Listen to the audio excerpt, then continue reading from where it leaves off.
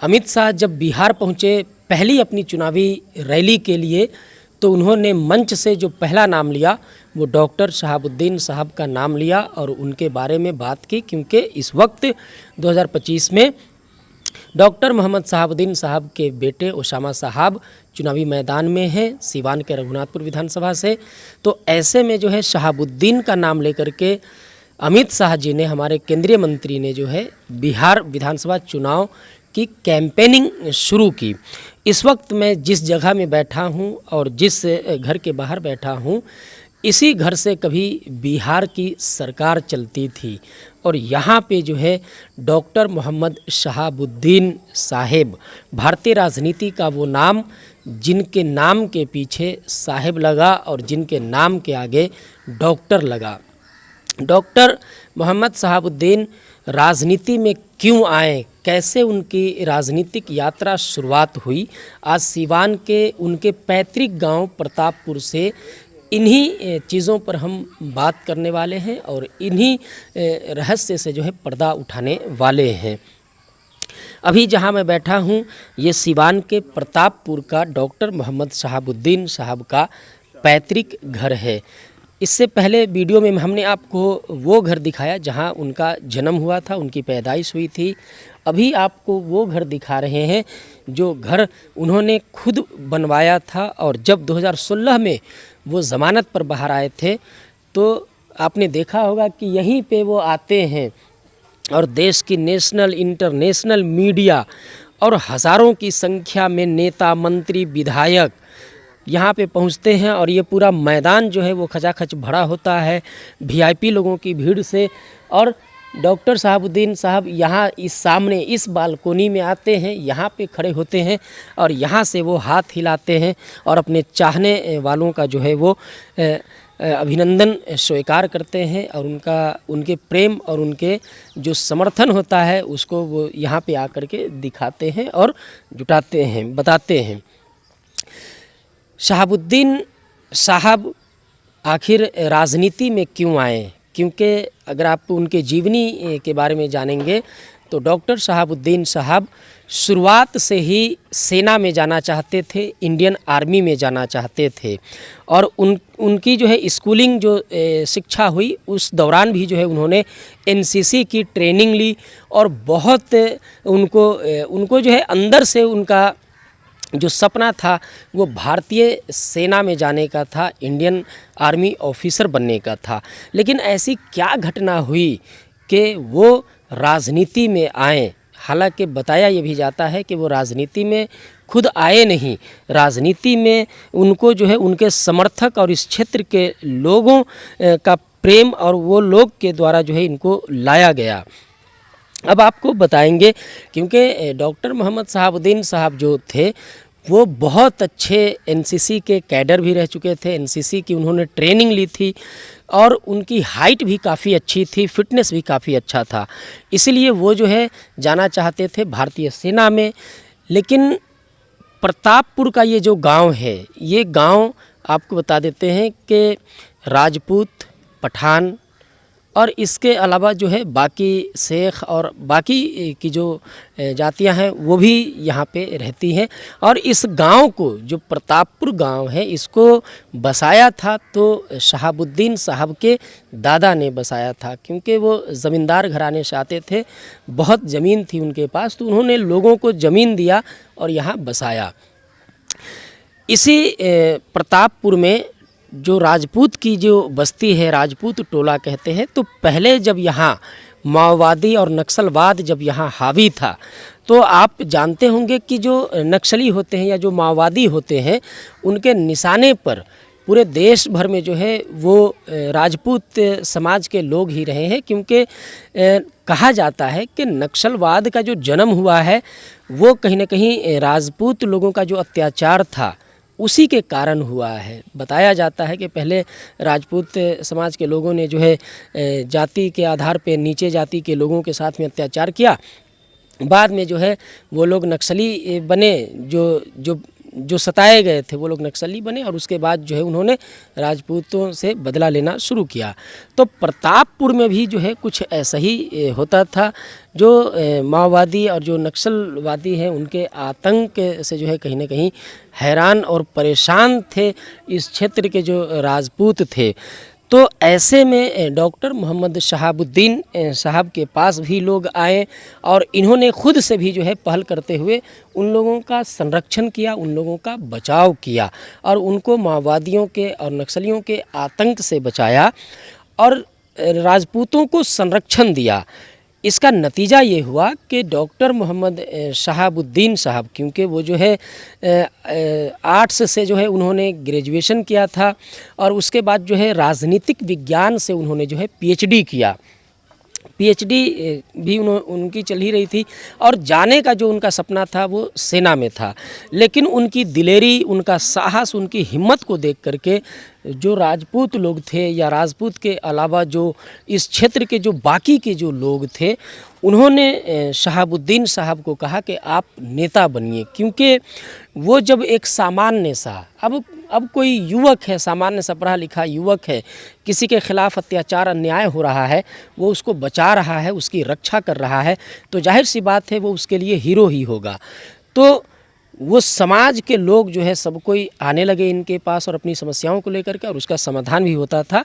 उसके बाद 1990 के आसपास जो है लोगों ने कहा कि आप चुनाव लड़िए विधानसभा का। डॉक्टर मोहम्मद शहाबुद्दीन साहब का नाम इतना ज़्यादा इस क्षेत्र में हो चुका था और उनकी जो लोकप्रियता भी बढ़ चुकी थी। ऐसे में लालू प्रसाद यादव जी हो गए, उनके बाद जो है जैसे अब्दुल बारी सिद्दीकी हो गए और बाकी के जो उस दौर के जो बिहार के जो बड़े बड़े जो नेता हुआ करते थे, तो वो नेता और कर्पूरी ठाकुर का यहाँ पे और जेपी आंदोलन जो है वो बहुत चरम पे था। तो उस दौरान क्या हुआ कि ये राजनीति से भी जुड़ गए और जुड़ करके जनता दल का इन्होंने जो है गठन किया, सब कोई मिल करके, लालू प्रसाद यादव और बाकी के नेता लोग, बाद में जो जा कर के आपका राष्ट्रीय जनता दल बना। तो जब ये राजनीति में आए तो 1990 में पहला जो है जीरादोई विधानसभा से, जो सीवान जिला का जो विधानसभा क्षेत्र है, वहाँ से जो है इन्होंने विधायक का चुनाव लड़ा और ऐतिहासिक मतों से जो है इन्होंने जीत दर्ज की और उसके बाद जीत का जो सिलसिला था वो लगातार जारी रहा। 1990 में विधायक बने, उसके बाद फिर विधायक बने और लोकप्रियता का जो दूसरा जो कारण था वो ये था क्योंकि ये सीवान ज़िले का गांव हुआ करता था, बहुत ज़्यादा सुविधा इधर में नहीं थी। जैसे ही वो विधायक बने, रास्ता बनवाया, स्कूल बनवाया, अस्पताल बनवाया और लोगों की छोटी छोटी ज़रूरतों को पूरा करना जो है उन्होंने शुरू किया।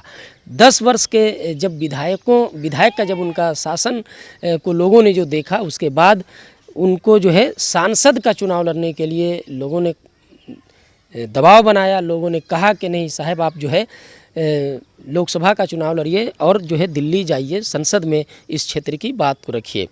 वो सांसद भी बने तो लगातार जो है जीतते गए। ये इतिहास है और ये जो कीर्तिमान है ये सिर्फ डॉक्टर मोहम्मद शहाबुद्दीन साहब के नाम पर ही दर्ज है, क्योंकि वो भारत में दूसरे नंबर के ऐसे सांसद, ऐसे नेता हुए जो लगातार जीतते जाते थे। उनको वाजपेयी जी की सरकार में 2004 में जब अटल बिहारी वाजपेयी जी जब प्रधानमंत्री थे, तो उनके सरकार में जो डॉक्टर मोहम्मद शहाबुद्दीन साहब है उनको सांसद रत्न का अवार्ड दिया गया, इसलिए कि उन्होंने 100% अपने सांसद निधि का जो पैसा है वो सिवान के विकास में खर्च किया।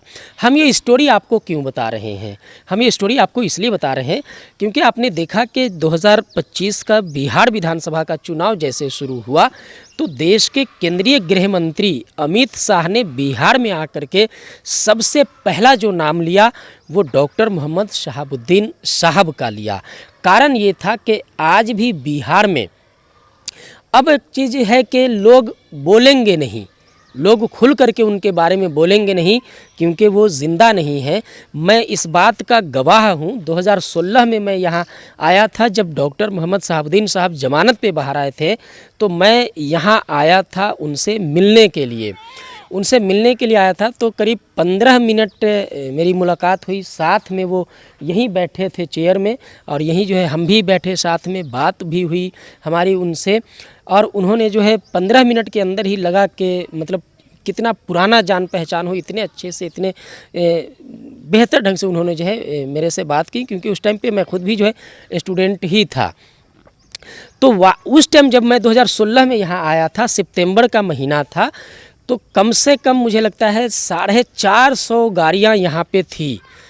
प्रतापपुर का उधर कब्रिस्तान जो आगे है रोड में, वहाँ से लेकर के जहाँ जहाँ पार्किंग की व्यवस्था थी वहाँ कार लगी थी, और सभी कार पे लाल और ब्लू और हरा बोर्ड ही लगा हुआ था। कोई मंत्री था, कोई बोर्ड का अध्यक्ष, कोई सांसद, कोई विधायक, तो कोई पूर्व मंत्री, तो कोई पूर्व बहुत बड़े बड़े पद वाले गाड़ी जो है साइड में लगे हुए थे। और यहाँ पे जो है मुझे लगता है कि कम से कम हज़ारों लोगों की भीड़ थी। बड़ा बड़ा चेहरा, इस क्षेत्र के बड़े बड़े लोग, वो लोग भी जब आए तो शहाबुद्दीन साहब जब बैठे थे तो कोई पाँव छू करके प्रणाम कर रहा है, तो कोई दूर से प्रणाम कर रहा है, और जब तक वो बोल नहीं रहे हैं कोई बैठ नहीं रहा है। तो ये जो शख्सियत थी, ये शख्सियत उन्होंने खुद अपने से बनाई थी, ऐसी उनकी शख्सियत थी। तो 2016 में जब मैं आया तो उनसे 15 मिनट मिलने का मौका लगा, और 15 मिनट बात करने का मौका मिला। और इससे पहले भी मैंने जब छोटा था, बचपने में उनको देखा था, उनको सुना था।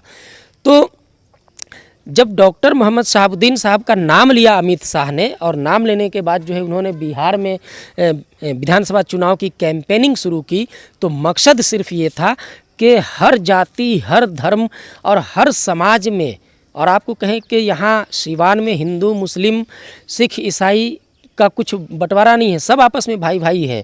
और जाति में अलग भेदभाव हो वो अलग चीज़ है, लेकिन जहाँ नाम शहाबुद्दीन साहब का आ जाता है तो सब एक लाइन में लग जाते हैं। ऐसे में शुभ मान करके अमित शाह ने भी जो है शहाबुद्दीन साहब का नाम लिया, और उसके बाद जो है उन्होंने बिहार में विधानसभा चुनाव की जो है तैयारियां शुरू की।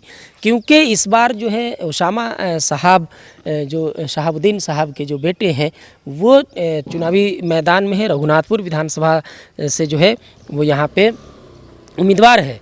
ये घर अभी जो आप देख रहे हैं, जो अभी सुनसान है, अभी लोग यहाँ पे हैं नहीं। लोग बताते हैं कि अगर शहाबुद्दीन साहब जिंदा होते तो यहाँ पे आज हज़ारों की भीड़ होती, हज़ारों गाड़ियाँ लगी होती। आदमी उनसे बात करना तो दूर की बात है, उनको देख भी नहीं पाते, इतना ज़्यादा यहाँ पर भीड़, मंत्री, विधायक, सांसद, लोगों की भीड़ यहाँ पे इकट्ठा रहती है। और क्या देश क्या विदेश, हर जगह से लोग यहाँ आए हुए रहते। तो ये सच्चाई है। लेकिन आज ये हवेली सुनसान है, ये जगह सुनसान है, तो उसका कारण सिर्फ ये है कि आज वो इस दुनिया में नहीं है। अब आपको बता दूं कि एक जो है एक वैसे छात्र, वैसा एक आदमी जो सेना में जाना चाहता है, आर्मी का जवान बनना चाहता है, देश सेवा करना चाहता है, वो विधायक बने, सांसद बने, और उसके बाद जो है उन्होंने पूरे दुनिया में अपना नाम कमाया। बताया जाता है कि जब कारगिल का जब युद्ध चल रहा था तो उस दौरान उन्होंने राष्ट्रपति को लेटर लिखा, मेंबर ऑफ पार्लियामेंट होते हुए, और उन्होंने लेटर में लिखा कि मैं एनसीसी का ट्रेंड हूँ और मुझे जो है सरहद पर जा कर के कारगिल युद्ध लड़ने की अनुमति दी जाए। लेकिन क्योंकि वो मेंबर ऑफ पार्लियामेंट भी थे और इस क्षेत्र में उनकी लोकप्रियता थी, उनको जो है परमिशन नहीं मिला कि आप जो है सेना की तरफ से जाइए, सरहद पे लड़िए, परमिशन नहीं मिला। लेकिन देश प्रेम का जज्बा जो उनके अंदर था, जो राष्ट्र प्रेम का जो जज्बा था उनके अंदर, अपनी देशभक्ति साबित करने की आवश्यकता नहीं थी उनको, लेकिन उन्होंने राष्ट्रपति से परमिशन मांगा कि आप मुझे परमिशन दीजिए, मैं जा कर के सरहद पे कारगिल युद्ध लड़ना चाहता हूँ। तो ये बताता है कि वो देश से कितना प्रेम करते थे। सीवान में आपको बता दूं कि 35 साल पहले उनके सांसद निधि से 35 साल पहले इसी सीवान में फ्लाईओवर बना, ब्रिज बना, मेडिकल कॉलेज बना, इंजीनियरिंग कॉलेज बना, ITI बना, इस्लामिया कॉलेज बना, डीएवी स्कूल बना, तो तमाम तरह के अस्पताल, school, college, engineering college, ITI college, बाकी के जो कॉलेज थे वो इन्होंने 35 साल पहले बना दिया था। उस दौर में जब अभी भी बहुत सारे ऐसे ज़िले देख लीजिए, बहुत बड़े बड़े नेता हैं लेकिन वो लोग कर नहीं पा रहे हैं, लेकिन उन्होंने किया इस चीज़ को। तो 35 साल पहले जो सोच थी वो क्या सोच थी, वो अब जब आप सिवान आएंगे तब आपको पता चलेगा, क्योंकि उन्होंने सिवान में 35 साल पहले जो विकास कर दिया है। लोग बताते हैं कि उनके विकास कार्यों पर आज जो है कोई रंग पेंट करने वाला भी नहीं है। जो सड़कें उन्होंने जो बनवाई थी, जो रास्ता, जो रोड उन्होंने बनवाया था, वो आज भी सही सलामत है। और आपको बता दूं कि उनके ज़िंदगी में पूरा यहाँ भीड़ लगा रहता था, लोग यहाँ इकट्ठा रहते थे। तो यहाँ पे एक बताया जाता है कि जनता दरबार भी चलता था, अपनी समस्या लोग लेकर के आते थे। और शहाबुद्दीन साहब का मानना था कि मामला जो है आपसी विवाद का, वो कोर्ट कचहरी नहीं जाए, क्योंकि कोर्ट कचहरी में लोग परेशान होते हैं और पैसा बर्बाद होता है, समय बर्बाद होता है। इसलिए वो चाहते थे कि ऐसा कुछ न हो और लोग जो है आपसी प्रेम के साथ में रहें, मिलजुल करके रहें। तो यही जो है उनका सोच था, यही उनका मानना था। यही वो घर है जो कि अब ऐतिहासिक घर बन चुका है, क्योंकि इसी घर से हिंदुस्तान में सांसद रत्न होने वाले डॉक्टर मोहम्मद शहाबुद्दीन और हिंदुस्तान की सियासत के वो पहले नेता, वो पहले सांसद जिनके नाम के आगे डॉक्टर लगा और जिनके नाम के पीछे साहब लगा, ये उनका घर है, ये उनकी जो है हवेली है। तो डॉक्टर मोहम्मद शहाबुद्दीन साहब के जीवन पर आज के हमारे इस वीडियो में इतने ही। मिलेंगे अगली वीडियो में, तब तक के लिए जोहार, जय हिंद।